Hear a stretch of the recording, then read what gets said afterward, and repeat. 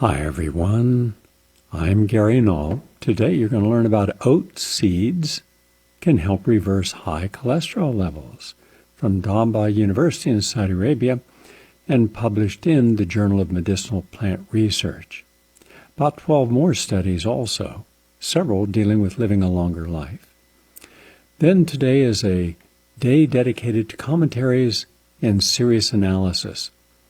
We're going to hear from Chris Hedges from Truthdig, the Great American Shakedown. Then you'll have an opportunity to share your points of view. We're also going to be sharing with you some videos. Now you can watch these videos or you can listen to them. If you're on the internet, you can simply go to I'll get that in a second here. So write this down. This is for you to watch as well as listen to it. And also I'm going to give you a couple phone numbers that you should have. You can watch the videos on YouTube by going to youtube.com/PRNFM. youtube.com/PRNFM. 97% more or less of our audience listen to this program not in live time, Eastern Standard Time each day at noon, but rather in the evening, and they listen over their computer or their cell phone. Let me give you that archive number, 701-719-9976, 701-719-9976, and you can listen live every day. Now, the old number is full, so I'm giving you a new number. We've expanded the bandwidth, 774-337-6068, 774-337-6068. And we also have an interesting 4-minute commentary I'm going to share with you. And then from last evening's Mark Levin show, which I don't watch, but I was sent a clip with Alan Dershowitz. And Alan Dershowitz, who is a Democrat and supported Hillary Clinton, as he states, he's actually supporting why Trump should not be impeached on the charges. That doesn't mean that Trump shouldn't be impeached, doesn't mean he's a good president, doesn't mean, as this audience knows, my feelings about Donald Trump and his administration in its entirety. But I also had the same feelings about Barack Obama and his entire, well, actually it wasn't his cabinet. As we know from WikiLeaks and Julian Assange, the head of Citigroup selected Barack Obama's cabinet. And I didn't support George Bush, and I didn't support Bill Clinton, and I've shared those reasons on multiple occasions. So the question is not about impeaching someone that you don't like, but do they actually have the right reason for impeachment? Because all you see nonstop, 24/7 on all the television, including cable, is that this man should be thrown out of office. All right? So who do you want to take his place? Well, they wanted Hillary Clinton. So this is really about Hillary Clinton. Why would you want Hillary Clinton? Well, because of what she represents to the deep state. She and Bill Clinton are its leading advocates, as was Barack Obama. For example, in one case, and I'll give this to you in depth tomorrow, Barack Obama saw that a publishing company received over $365 million on a project. That same publishing company, when Barack Obama was no longer in office, gave him a $60+ million contract. I'm not aware of anyone in history receiving $60 million to write a book. And there's no way in the world they're going to make that money back. That is simply impossible. Being an author of over 100 books, including over 70 bestsellers, selling tens of millions of books, I can tell you there's a basic accounting that you can follow in what it costs you to publish a book, how many you're going to get back, what the royalty should be. So this is the kind of favoritism that happens. He's also going to be doing a series of Wall Street lectures, the very Wall Street that he bailed out, the Wall Street that he did not allow his Justice Department to bring any of the heads of those banks to justice. Many different ways to pay to play. And yet all that is overlooked. The invasion and destruction of Libya, that's genocide by any measure. Overlooked. Regime change in Honduras, Ukraine, overlooked. Spying on Americans, overlooked. Supporting the Defense Authorization Act, where we no longer have habeas corpus or the right of counsel, overlooked. So if you're going to apply your principles of hating someone, apply them equally. Hate everybody in politics. That's where I would begin. Or at least not hating them, because I don't believe that's a positive virtue at all, but rather anyone who needs the power to be in office is the least likely to use it constructively. So we're going to deconstruct both sides. And that's part of what we're going to start today. For example, when we heard about everything going on with Ukraine, we decided to look at the real experts on Ukraine, the journalists like E. Bartlett, who was there and who's written a very revealing article about before Trump was even thinking about going into politics or running for president, the Obama administration was already deep in politics, along with Hillary Clinton, of doing business with him. We'll get to that on an upcoming program. We begin with the latest on health and healing. Oats are they're a type of whole grain food. They offer a lot of healthy benefits. It's a veritable source of fiber, and a good fiber because it can draw out toxins from the intestine, help it clean up any debris you might have in there. And it helps you lose weight. The more fiber, the more weight you lose. Oats also contain a high level of antioxidants. That in turn fights inflammation and reduces the risk of chronic disease. And research on its history suggests that before oats were considered as food, they served various medicinal purposes. In a new study published in the Journal of Medicinal Plant Research, a group of scientists at Ben Ha University in Egypt and Talba University in Saudi Arabia looked into the ability of oats to lower blood cholesterol. And they found that oat seed extracts can improve lipid metabolism and restore normal liver function in this experiment. And especially for those suffering from hyperlipidemia. And by the way, I don't want to assume that you know what hyper, meaning elevated, lipid, meaning fats, and edema, which can mean a swelling, a congestion. Hyperlipidemia is defined as abnormally high levels of lipids or fats in the blood. Now, these lipids or fats can come in many forms, most notably cholesterol and triglycerides, the two types of fat involved in heart disease and liver disease. Low levels of these high-density lipoproteins, or the good cholesterol, and high levels of the bad low-density lipoproteins, the bad cholesterol, greatly contribute to cardiovascular disease. Together with triglycerides, too much cholesterol can harden or clog the arteries, which eventually leads to heart attacks and strokes. Meanwhile, a diet rich in cholesterol and triglycerides will also compromise your liver function. Now, this type of diet leads to fat accumulation in the liver, which in turn causes irreparable damage that affects your liver's ability to function well. The liver not only detoxifies blood and helps eliminate drugs from the body, it also stores nutrients and breaks down proteins and fats. So hyperlipidemia is a major health concern worldwide. Now, there are a lot of medications that can reduce blood cholesterol, but there are serious side effects, and that's not good. So why not look for something that can do the same thing as a medication, but do it without the harmful side effects and do it naturally? And that's what oats does. Also, by the way, coconut oil is good in this whole detoxification process as well. From Aarhus University in Denmark comes a natural remedy for osteoporosis. And it's simple. Red clover.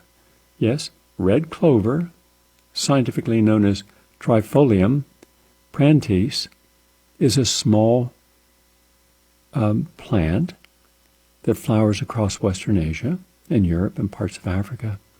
It's traditionally used as medicine in these regions to treat different health conditions. They generally consume it as a tea. And one of the highlights of red clover is its high phytoestrogen content, which makes it an attractive natural hormone replacement therapy for women with menopause or even perimenopause.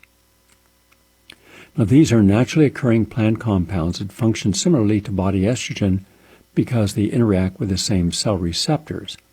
But you want more of the phytoestrogens from plants to get on those cells, because then it blocks the estrogens from meat getting on those same cells. The ones from meat, which are different biochemical configuration, can lead to cancer, estrogen-dominant cancer.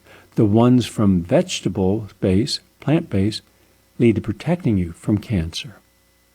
So red clover is used as an excellent supportive therapy for osteoporosis in menopausal women, particularly on its effect on bone mineral density. So researchers from Denmark performed a randomized placebo-controlled trial to investigate the effects of daily consumption of red clover on bone health in healthy menopausal women. Their article was published in the evidence-based Complementary and Alternative Medicine Journal, and they used 150 milligrams of red clover extract daily, where another group was given a placebo. And after 12 weeks, the researchers observed the daily supplement of red clover extract had a positive effect on bone health, and that didn't happen with the placebo group. So, one more thing, one more piece to our health puzzle. From University Hospital in Spain comes a study about women, exercise, and longevity. And what the university says is this: that women who can exercise vigorously are at significantly lower risks of dying from heart disease, cancer, and other causes. The research was just presented at the EuroEcho, a scientific congress of the European Society of Cardiology. So exercise as much as you can. Fitness protects against death from any cause. That was the takeaway message. Well, you know that exercise is good for your health and longevity, but this is helping additionally all those women who are now no longer being able to help support a full bone structure and bone mineralization. So it's do the exercise, do vigorous exercise, power walk, race walk. That'll help. From Columbia University Medical Center comes a study that ties in with what I've been sharing. In fact, I did 17 lectures on how we get depressed or anxious at the ongoing, and we have another 3 weeks to go to finish 90 days or 3 months. We're finished the first two stages. Now we're in what is called the self-awareness stage. What do I mean? And I'll explain this. Stage 1 is rather intense. It's taking a group of people who may or may not be fully involved in their health, who are over the age of 70, and showing them the type of exercise, the duration of the exercises, in order to test their body, flexibility, strength, endurance, stamina, and range of motion. That's one part, and this is all monitored by nurses and who measure all this. Stage 2 is detoxification. The assumption is that if you have been eating a lot of unhealthy foods, drinking unhealthy beverages, or doing something, medications or recreational drugs or alcohol, that all you have to do is stop. Of course, that would be very good, and it is, but that in itself does not repair the damage done. I was just speaking with a close friend who has a close friend who now is just diagnosed with throat cancer and couldn't figure out why. Well, the question was then, did he ever smoke, and or did he have hot coffee? Both can contribute to inflammation of the esophagus and the throat and cause GERD and cause hydrochloric acid from the GERD to regurgitate back up into the esophagus. Now, because coffee is highly anabolic and very acidic, in time, that can lead to cancer, but it's not easy to detect. Kind of comes on you suddenly, not a lot of symptoms. So let's say you stop the coffee and you stop the cigarettes. That's good, but that does nothing to repair the damage. Now, I had this lecture just yesterday. Let me explain it for everyone. In my research around the world, when I traveled from the early 1970s right through until now, I always study patterns of belief in every culture. I find some cultures share similar views on life or raising family or the meaning of their life, on health, with other cultures. And what I found was the reason that I believe, based upon this research, that people in other countries are living a longer life is because, A, they're happier. They're less distressed. They spend more time with each other. Friendships are lifelong. Relationships, more often than not, are lifelong. And they don't have a question about why they're on this earth. The children are not spoiled. They still adhere to certain standards of character development, moral standards, societal input standards. You live in a society, you live in a group, whether it's a little hamlet out in the French countryside, or whether it's near the Blue Mountains outside of Montego Bay in Jamaica.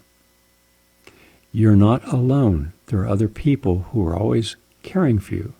Just kind of imagine as a metaphor, a baby elephant can't get across a road. There's a ditch, gets stuck in the ditch. It's not just his mother that will come to the aid of that little elephant. Every single elephant will come there, and they'll just get behind and get in front and grab his trunk and push him out. You're always cared for by the entirety of the herd. And they have one of the longest lifespans in the world. That's true of many other cultures of animals, but it has historically been true for humans that we have been led to believe with the philosophy, which is an artificial construct of manifest destiny, that as long as I determine that I want to do something, I have a right to do it, and I don't care about the consequences to other people or the land or animals. And this terribly destructive notion of manifest destiny became the calling of so many of the industrialists. As long as they were creating something that Americans needed, then how they got there was of no one's concern. And today we see our entire world is in crisis because we created that artificial crisis, because we didn't care about the land. So there are cultures that learned that it is better to cooperate than to compete. It does not mean that you cannot grow. It means that what happens if your growth, your process of getting to where you need to go, causes other people to be less in their life. So the highly aggressive dynamic energies are always going to exceed those of the supporter bees of society. So anyway, I was talking about what happens when we grow up in a society that is highly competitive and the expectations are unrealistic for what should allow us to be happy. And happy in our general society, not everyone by any means, but generally speaking, today, not historical, but today, success, happiness is how much have you been able to succeed. Now, the tools of that success are in business or investing or hedge funds or equity partners or being a professional, which means that economically you're going to have greater advantages on someone who's not a professional. You have a higher education, you have a greater ability to earn money. But then what happens when you've earned all that money and you bought all these things that are supposed to make you happy and you're still not happy? Or what if other people's expectations of you supersede your own expectation of yourself? So you're living through someone else's idea of what you would be as an ideal daughter or son, mother or father, aunt or uncle, brother or sister, as long as you don't disappoint those who have high-level expectations. So then you find you're never slowing down. You're never stopping. You have no concept of a journey. It's just destination goal, destination goal. Surely at one of these goals and destinations, I'll be happy. Never happens. Never happens. So that in turn leads to depression. That in turn leads to anxiety. You're leaving other people with an idea that what they wanted for you is not what you ended up creating. So anyhow, we live by illusions, and that affects our reality. So change your illusion, you can change your reality. And that's what I found around the world that we don't have here. People live more with an understanding of how to live in balance with each other and nature and harmonize than in conflict. Our whole society is based upon conflict. And through conflict, one of the tools we use is violence. But you can only commit violence if you have some power to get away with the violence you commit. And so therefore we're an extraordinarily violent society. Look at our games. Look at our movies. Look at the kind of talk that people engage in. So, in any case, something to think about. So here at this study at Columbia University Medical Center, they found that the brain differences are detected in children with depressed parents. This gets back to what I was suggesting about epigenetics. In other cultures where they really prize being a parent, a mother or father, where you're spending quality time with the child, you're teaching them boundaries, you're teaching them about life, you're teaching them cause and effect, you're teaching them morals and disciplines. Now, no child is going to live perfectly. They're going to go outside those bounds. They're going to make mistakes. They're going to get, hurt at different times, and that's a normal process of life. We don't want any of that. We don't want our children being exposed to anything, so we overwrap and overpackage everything. As a result, now the oceans are filled with plastic that no one asks themselves, do I really need, something like a simple little battery where I have to use scissors to get the damn thing out? You just can't open these with your hands anymore. It's a whole Rube Goldberg construction. We've made life unnecessarily complicated. But in the process, we've created hundreds of millions of bubbles that children are living through now and right through, and they don't outgrow this because we never have an exit sign that it's time to move on into being more mature. So you have 30-year-olds today who, in my own office last week, we were hiring some people, very well-paying job, interesting jobs. And every day I'd call and I'd speak with our IT person saying, how'd it go? Very interesting background, but then today they didn't show up. Didn't call, didn't show up. How many? Well, this is the 7th day that 7 people were hired and never showed up. Never call. And this is a whole generation. The sense of entitlement. Come to work when you want, do as little as you want, and expect things because that's the bubble they grew up in. That's epigenetics. That means their brain has been hardwired at this point to have expectations what other people are going to do for them and why they don't have to be responsible for themselves because someone was always responsible earlier in life. So that also can work against you.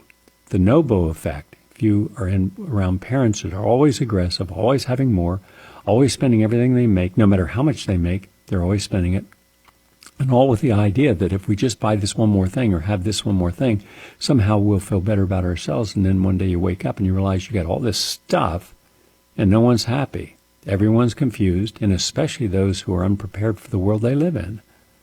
They're only prepared to live in a world where there is no sense of responsibility or consequence.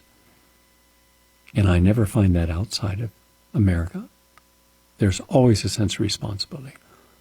There's an ease by which people transcend from one stage of life to the other. Here, we're just dumped into this gigantic new bin saying, now you're an adult, now you're a parent, now you're part of the workforce. As if we're supposed to wake up and say, wow, that was easy. No, it's not. So the parents then, by their own mindset, their own insecurity, needing more and confused about happiness, as if something that you can obtain if you have the best-looking woman, best-looking man, best-looking partner, if you make enough money, if you live in the right place. You got people who have, a 300-foot yacht who are now depressed because someone else built a 400-foot yacht. So nobody's paying attention to it anymore. I mean, there was just if you can imagine the absurdity of this, and art today is totally absurd. I want nothing to do with modern art because it isn't art. It shows nothing in the way of uniqueness and talent. And it's catering to our cultural dumbing down. And there was a banana taped to a piece of wood. That's it. And it sold, it was 120,000 or 100, some astronomical amount of money. And that was kind of, ooh, isn't that really neat? No, it's not neat. The last time I went, and the last time I'll ever go to the Guggenheim Museum, was when I took my daughter and we're walking around the spirals coming down, and she says, you'd think that they would put away their work stuff, their ladders. And I said, that's not work stuff.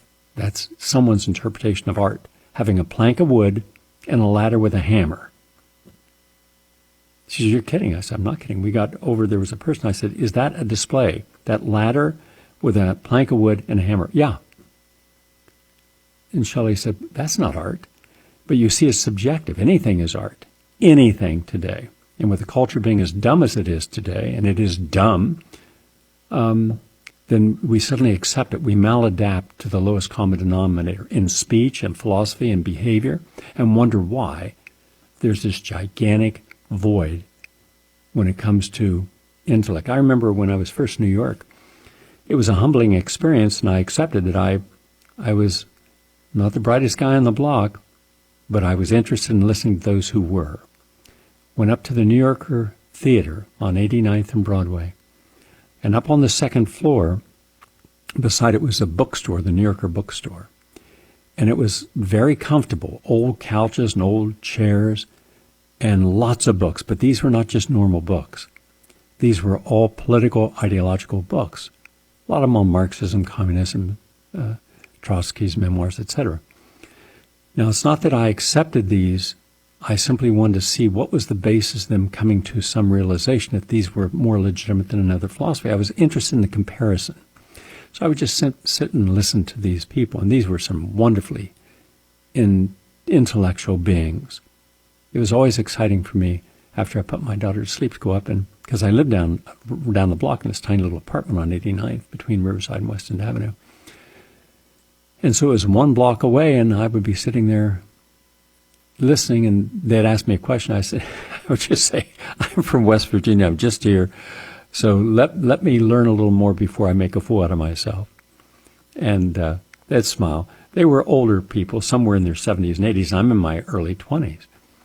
And the one thing you learn when you grew up where I grew up was, there's a lot more to learn than what you know now, so you learn by listening, not by talking. And so I just listened. Where does that exist today? Where can a person go today and hear conversations with remarkable minds? Yeah, on the internet, not going to happen. Anyhow, so just remember, whatever doubts and fears and insecurities that your parents had, you're getting that encoded in your genes. That's this Columbia University Medical Center. So that's one of the reasons that approaching depression should be approached at how do you shift from the traditional approach to depression and anxiety, either pharmacological based, which doesn't work, contributes to the problem, or psychoanalysis, which sometimes can work. But if you start with the idea that what if your depression and anxiety were already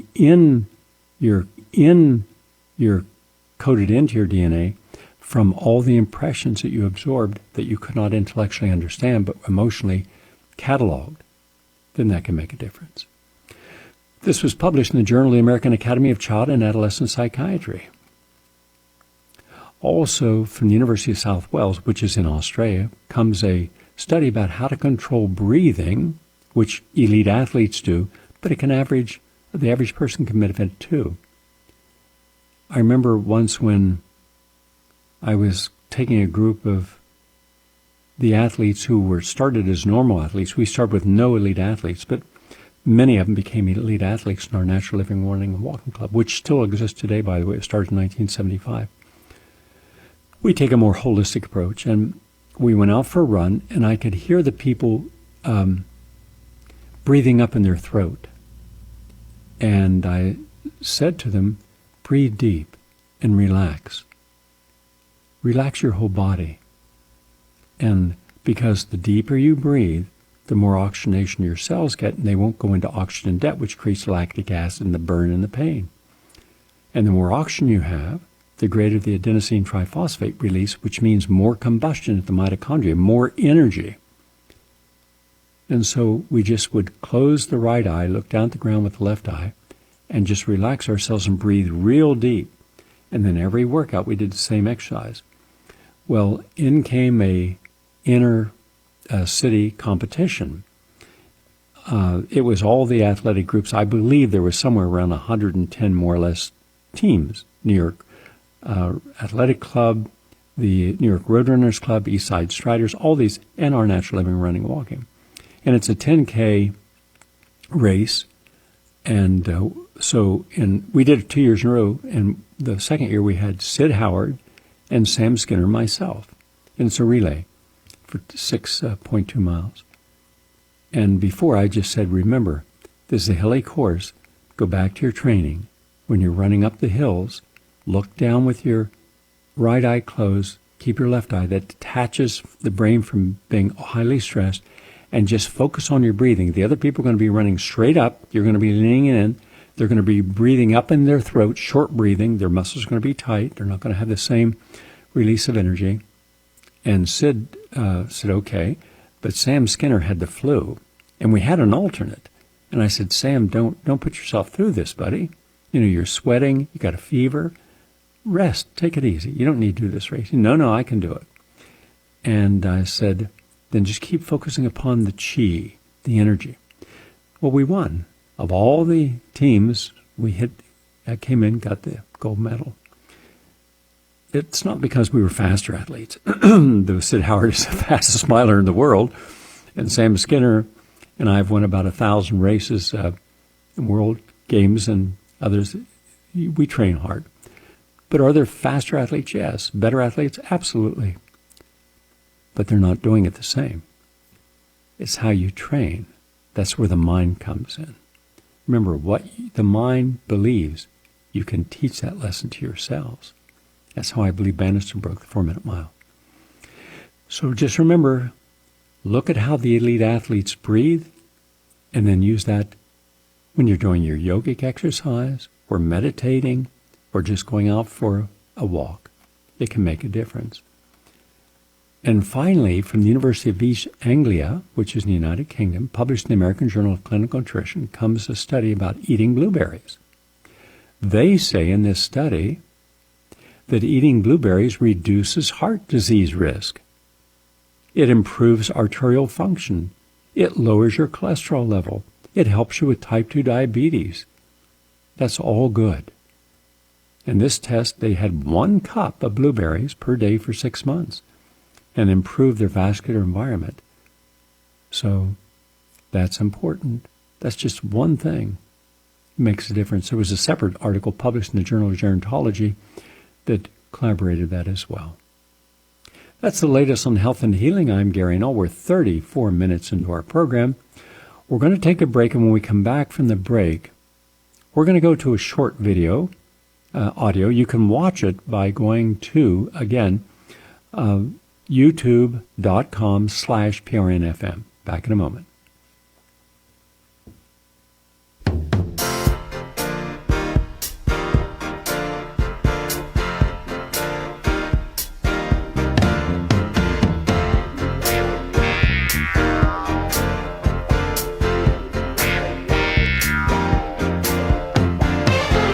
Ever since I met you,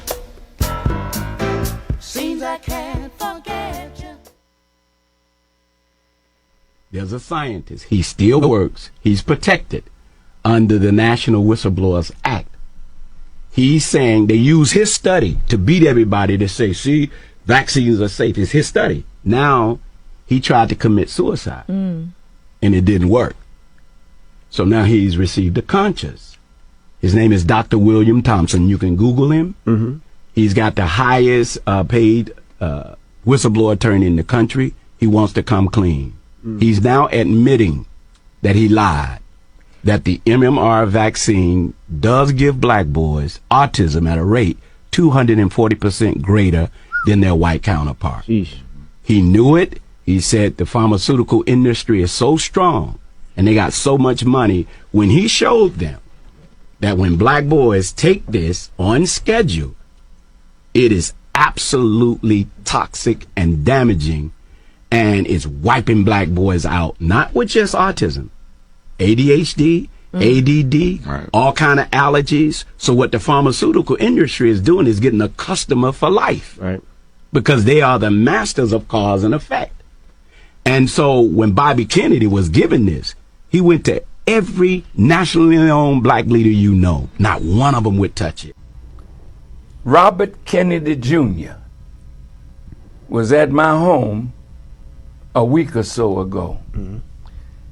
Kennedy can't get support because the pharmaceuticals have bought off Congress. Did you hear me?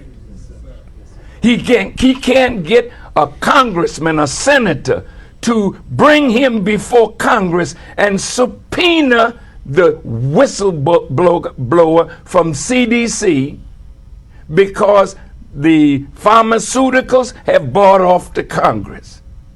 I said, Mr. Kennedy, how formidable are your opposers? He had a chemist there. He had a billionaire there who's a philanthropist. And the billionaire looked at me and said, it's very difficult. I mean, well, CNN, he said, I could get on CNN tonight. He was on Bill Maher's show.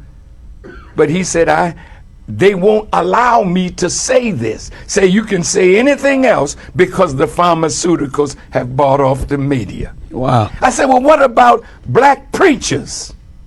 Since it's directed against black males, what are we doing?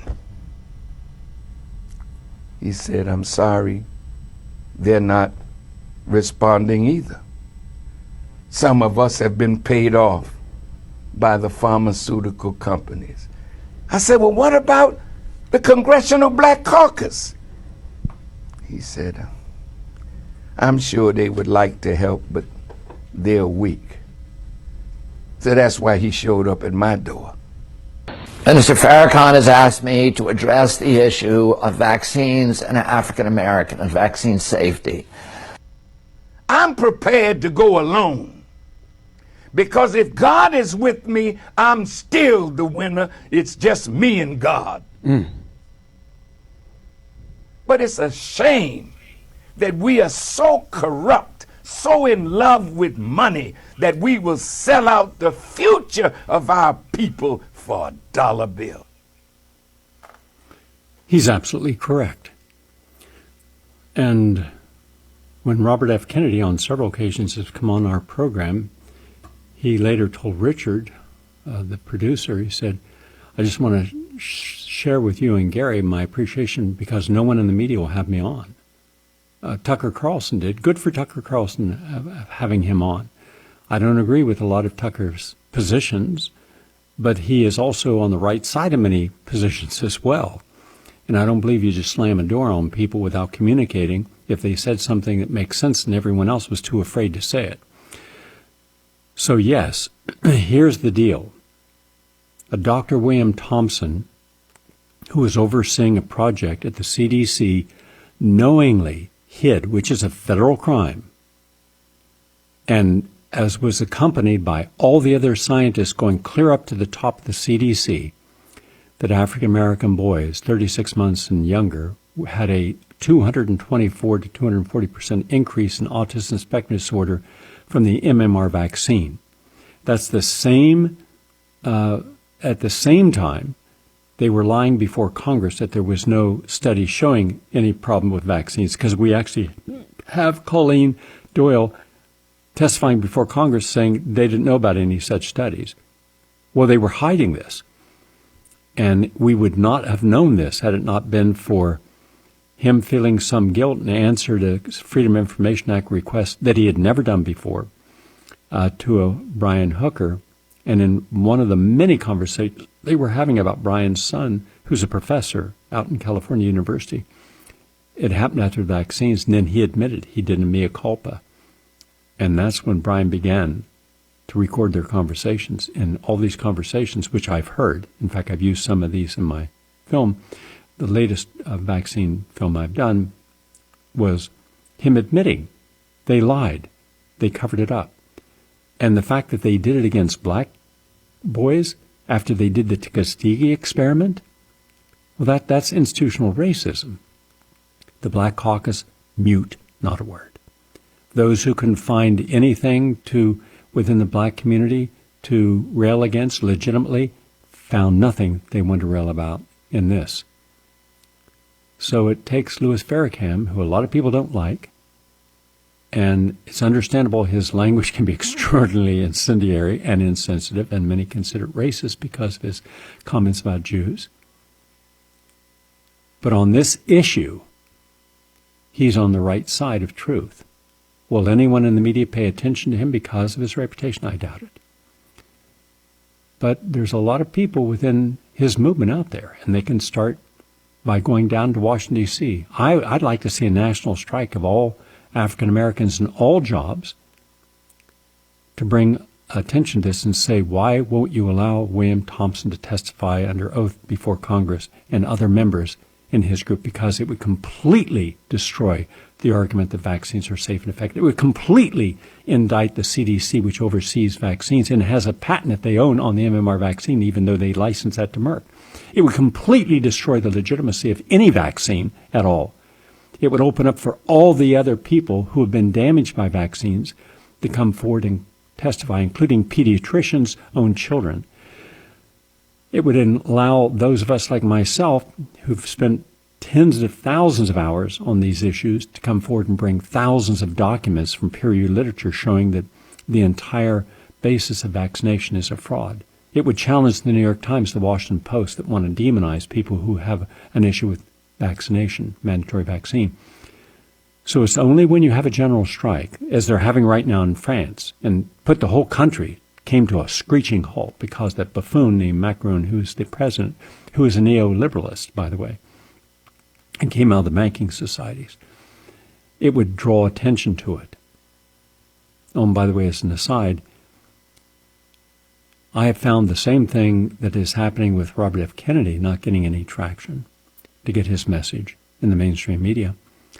When I had cured a group of people with AIDS, 10 at the Institute of Applied Biology, 8 at the Tri-State Healing Center, 2 separate groups of physicians and scientists have both observed this over a period of years and wanted to hold a press conference to share this information, not in praising myself, I didn't care about that, but rather to show that there were natural non-toxic methods in addition to their antiretroviral methods that could eliminate the HIV virus and bring a person back to health. We had the evidence. We had the biochemistry. We had everything. There's a documentary right now on GaryNull.com on healing AIDS naturally. Watch it. There are the people there, the patients, after they've been reversed their disease with their medical records, medical doctors, nurses, scientists, all on tape, all on video, telling the truth. And then you see AIDS is not a death sentence. That was the press conference. And there's Senator Patterson and all this group of scientists, and there's a room with 100 people who had improved their condition of HIV infection, massive disease, who are now, many of them HIV negative, the people I'd work with, but others who I didn't work with. Not a single member of the media came, not a single member of the gay community came, not a single, except those who were actually HIV infected, not a single member of the AIDS establishment came. Why? Yet if someone had a drug that could kill an elephant with one tiny dose, that would be praised. It would make the headlines in the New York Times because it was all controlled by a group in Washington and the manufacturers, complicit with the media. And yet, who shows up? A person named Kennedy from Tony Brown saying, we heard and we'd like to verify that you're working with some African Americans who have full-blown AIDS and you're making progress. I said, that's correct. I said, I have an open-door policy. Anybody can come in with the patient's permission. You can sit there with them and go over their medical records. You can speak with the medical staff, the nurses, look at all the blood workups. And they did. Repeatedly for months. And then he invited me on. He said, I didn't want to jeopardize PBS's reputation or my reputation, meaning him, Tony Brown, by bringing someone on who we couldn't substantiate, but we've independently established and proven to ourselves and our own medical investigators that you're doing something no one else in the world has ever done. You're curing AIDS. At the same time, you're being attacked because you're curing AIDS. I said, that's America. And then from there, I was on, I think, 8 times with patients and their medical records. Every one of those was vetted. Then Bill McCrary, multi-Emmy award-winning producer over Channel 5, he did the same thing. Took months. And then Earl Caldwell. And then the Amsterdam News, Bill Tatum. Tatum spent weeks there. And Doug Henderson, the African-American journalist, who was writing about this and actually got a screening of the first film I did on AIDS at the Lincoln Center with a press conference afterwards. So I had all the members of the African-American community in being open about it. But the biggest event was at the Harlem Theater. I thought I was doing a little lecture. And I was asked by let's see, it was 2 people who asked me, Doug Henderson and Bill Tatum, would I just come up and give a little lecture up there? I said, fine. I'd lectured in Harlem many times. So I went up to Harlem, and the place you couldn't get in, it was packed. And then I couldn't get up on the stage because the Nation of Islam had this whole group of dozens of African-American doctors getting up and talking about using the Gary Null protocol. I'd never met any of them. Evidently, they just came by the center and would talk with the medical staff and be given the protocols and the patients. At one time, 90% of all the people we were treating, of 1,200 people with AIDS, were African Americans. There were so many people that for 3 straight days we packed the Apollo Theater, and it would have continued being packed, but I had to go on the road. I had commitments in California for lectures. And that wouldn't have happened without the communication within the African American community and through Louis Farrakhan's group. And, they just wanted people to know that the African American community was ahead of the curve when it came to treating AIDS.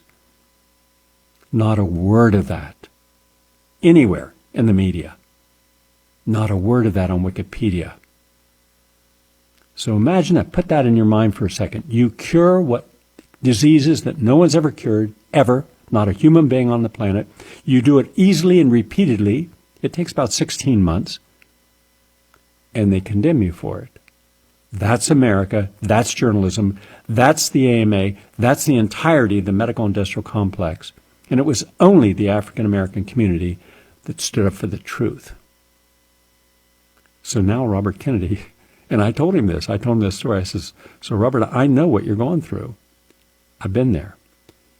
So if it takes Louis Farrakhan to galvanize his people to do a demonstration in Washington and embarrass the Black Caucus to stop looking at the political weight of doing something for the people, their own people, or doing something to maintain their support from the special pharmaceutical industry, which is the most powerful lobby in Washington, D.C., then so be it.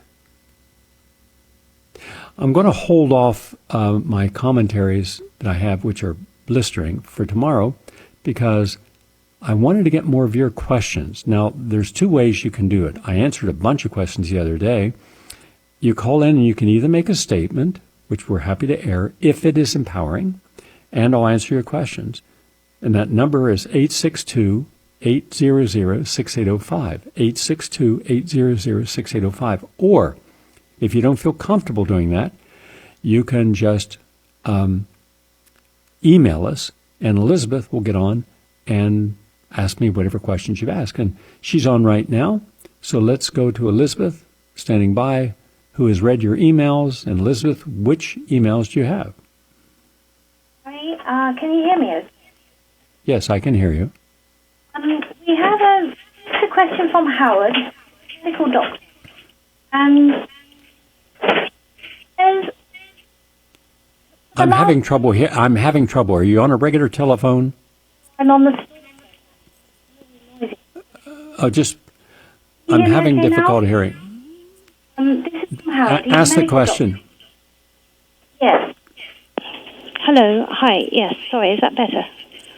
Yes. Yeah. Sorry about that. I'm at the store phone. Okay, go ahead. This is from a gentleman called Howard. He's a medical doctor. And he says for the last 2 years, he has been doing a great deal of research on vaccines. And he feels that it's extremely threatening and career-ending to challenge vaccines if you're a medical doctor. And he's asking, what would you suggest would be a way of honestly addressing the vaccine issue without losing his medical license? Because he was saying that his wife and he have had many discussions over dinner, and they've seen what's been done to other doctors, and he is sincerely filled with fear on how his whole life and family's life could change for the worst. But at the same time, he doesn't want to live as a coward. So he'd really appreciate your insight. I'll give him an example. And this is true for any cause. Let's expand it beyond vaccines.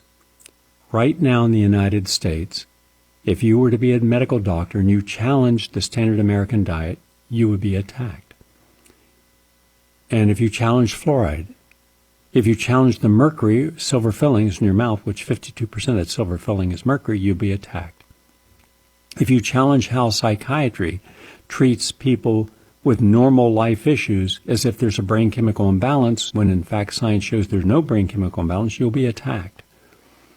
Now, depending upon how threatening your truth is the measure of response they will throw in your direction, from astroturfing, bots, agent provocateurs, and simply lying about you, as they do repeatedly on Wikipedia. You'll suddenly find yourself with a profile that you can't change that demonizes you. So any patient wanting to look up you would suddenly look up, as they do, Deepak Chopra or some of the other doctors, and it's not an honest or positive profile. So then you're going to say, well, I don't want to go there, and you lose patients.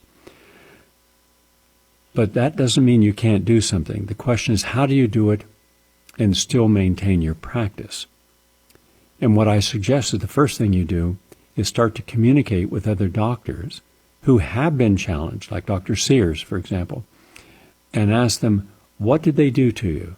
At the state board, they try to bring you up on disciplinary charges. Did they engage the mainstream media in attacking you, which they frequently do? And then understand these are legitimate concerns you have. It will be a career ender for a lot of people. For example, I believe it would be a career ender for Robert F. Kennedy. Now, he's a Kennedy, and I believe that he is the beneficiary of his family trust, so I don't believe we have to worry about where he's going to get his next meal. But if you're a normal attorney and you take on the wrong people, they have 100 ways of getting back at you, as does the deep state. So what would I do? I would set up a group of anonymous physicians telling the truth about vaccination, and then get a whole article about your experience and the science, and cite the actual peer-reviewed science, that they haven't been looking in the right place. They haven't looked in toxicology, that there's not a single study showing a single ingredient in any vaccine ever to be safe. To the contrary, there are multiple toxicants in these vaccines, and share that with other doctors.